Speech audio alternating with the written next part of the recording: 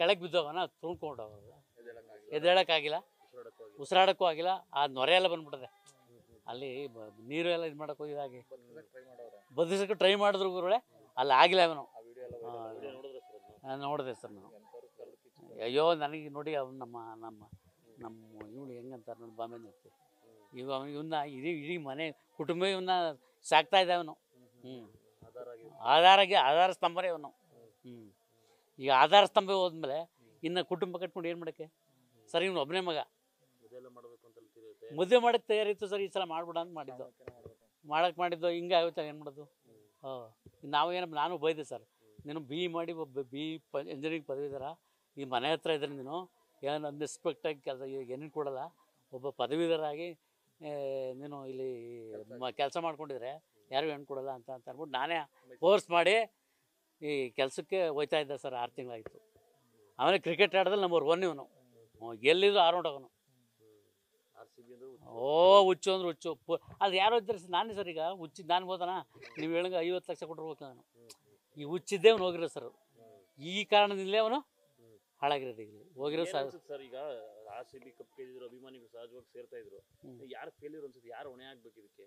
ಯಾರು ಹೊಣೆ? ಕ್ರಿಕೆಟ್ ಇದರಿಂದಲೇ ಹೊಣೆ ಸರ್. ಇನ್ಯಾರು ಸರ್? ಈಗ ಮ್ಯಾನೇಜ್ಮೆಂಟ್ ಕರೆಕ್ಟ್ ಆಗಿದ್ರೆ, ಈಗ ನೀವು ಹೇಳಂಗೆ ಟಿಕೆಟ್ ಪಕೆಟ್ ಮಾಡಿದರೆ ಯಾರು ಅಷ್ಟು ಹೋಗ್ತಿತ್ತಿಲ್ಲ. ಇವರು ಏಕಾಕಿ ನೀವು ಹೇಳಂಗೆ ಫ್ರೀ ಪಾಸ್ ಏನೂ ಇಲ್ಲ, ಹೋಗ್ಬಿಟ್ಟಲ್ಲ. ಅಲ್ಲೇನು ದಂಡು ದಾಳಿ ನುಗ್ದಂಗೆ. ಈಗ ಜಾತ್ರೆಯಲ್ಲಿ ಇದು ನುಗ್ದಂಗೆ.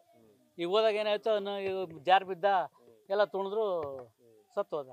ಅದು ಯಾರು ಹೊಣೆ? ಯಾರು? ಕ್ರಿಕೆಟ್ ಇದೆ ಈಗ. ಸರ್ಕಾರ ಇದು ಕ್ರಮ ತಗೋಬೇಕು. ತಗೊಳ್ಳಿಲ್ಲ ಅಂತಾರೆ ಎಷ್ಟೋ ಮಕ್ಕಳು ಹಾಳಾಗೋಗ್ತಾರೆ.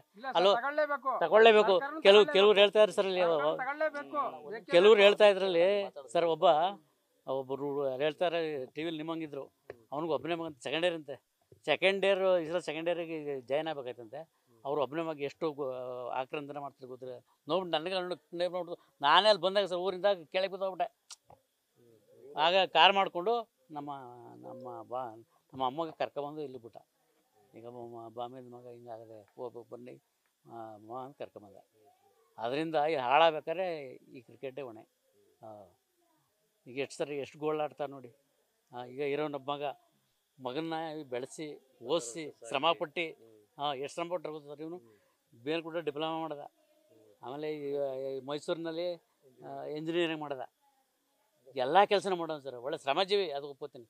ಅಜ್ಜಿಗೂ ರೋಮಕ್ಕೂ ಶ್ರಮಪಟ್ಟವನ. ಅದನ್ನಂತೂ ಹೇಳೋದು ಖಂಡಿತ. ಈ ನಮ್ಮೂರು ಬಂದು ಕೆಲಸ ಮಾಡೋನು ಸರ್. ನಾನು ಯಾವ್ದು ಕೇಳಿದ್ರು ಬರೋನು. ನಮಗೆ ಅರ್ಧ ಆನೆ ಬಲ ಇತ್ತು. ಬಂದರೆ ನಮಗೆಲ್ಲ ಕೆಲಸ ಕಾರ್ಯ ಎಲ್ಲ ಮಾಡಿಕೊಡೋನು. ಇದಾಗಿರೋದಂತೂ ಇದು ಸರ್ಕಾರಕ್ಕೆ ಹೊಣೆಯ ವಿನಃ ಬೇರೆ ಯಾರು ಹೊಣೆಯಲ್ಲ. ಸರ್ಕಾರ ಈಗ ಹೇಳ್ತಾರೆ ಮುಖ್ಯಮಂತ್ರಿಯಾಗಿ ಕೆಲಸ ಮಾಡ್ತಾರೆ, ರಾಜೀನಾಮೆ ಕೊಟ್ಟರೆ ಎಷ್ಟೋ ಒಳ್ಳೆಯದು. ಇಂಥ ದುರಂತಗಳನ್ನು ಅವಾಯ್ಡ್ ಮಾಡಿಲ್ಲ ಅಂದರೆ ಯಾಕೆ ಸರ್ ಅವರು? ಇವತ್ತು ರಕ್ಷಣಾ ಇಲಾಖೆ ಇದೆ, ಪೊಲೀಸ್ ಇದೆ, ಇವೆಲ್ಲನೂ ಇವ್ರು ಕನ್ಫರ್ಮ್ ಮಾಡದೆ ಹೋದರೆ ಯಾಕೆ ಬೇಕಿತ್ತು? ಎಷ್ಟೋ ಮಕ್ಕಳು ಇದರಿಂದ ಹಾಳಾಯ್ತಾರೆ. ಎಷ್ಟೋ ಕುಟುಂಬಗಳು ಈಗ ಎಷ್ಟು ಜನ ಹಾಳಾಯ್ತಾರೆ. ಈಗ ಗೊತ್ತಿದ್ದು ಸೇರಿದ್ರು ಇವ್ರು ಈ ರೀತಿ ಮಾಡೋರು ಅಂತಾರೆ. ಯಾರು ಹೊಣೆಗಾರರು? ಸರ್ಕಾರಕ್ಕೆ ಹೊಣೆತಾನೆ ಇದು.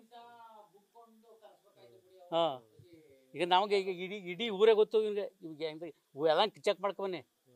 ಎಲ್ಲ ಇವನ ಬಗ್ಗೆ ಹೋಗ್ಲೋ ಇದು ಮಾಡೋರು ಹೊತ್ತು ಇವ್ನು ಕೆಟ್ಟ ಹುಡುಗ ಅಂತ ಯಾರು ಅನ್ನೋಕ್ಕಿಲ್ಲ. ನಮ್ಮೂರು ಅಷ್ಟೇ. ಈಗ ನಮ್ಮೂರು ಗಾಂಧಿನಗರ ಹಿರಿಕಳಲ್ಲೇ.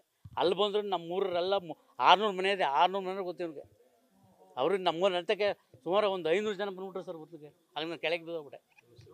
ನಾಗರಾಜ್ ಅಂತ ನಮಗೆ ನಮ್ಮ ಬಾಮೈದನ ಮಗನೇ, ಬೀಗ್ರ ಮಗ. ನ್ಯೂಸ್ ಫಸ್ಟ್ ನಿರ್ಭೀತಿಯಿಂದ ನಿಮ್ಮ ಪರವಾಗಿ.